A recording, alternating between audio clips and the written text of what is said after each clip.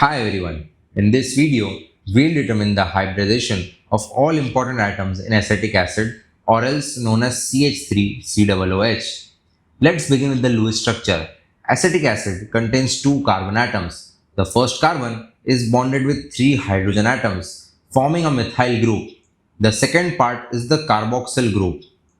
The carboxyl group is also single bonded to the first carbon atom and double bonded to one oxygen, and single bonded to another oxygen which is also bonded to a hydrogen. Before we get into the finer details, let's take a quick look at how to find the hybridization.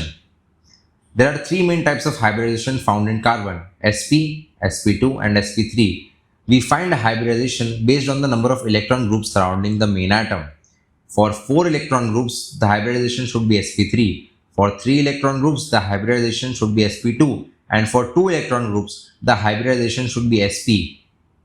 Now, let's take a look at the hybridization of different atoms in acetic acid.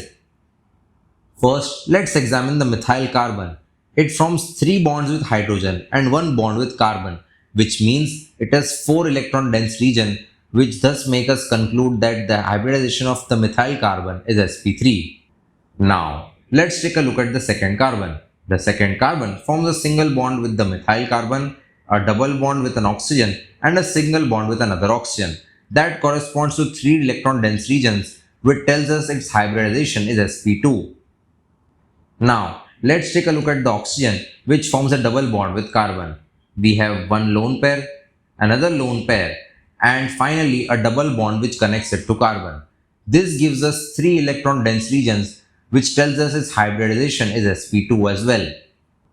Now, let's take a look at the final oxygen in acetic acid. We have one lone pair, another lone pair, a single bond, and another single bond.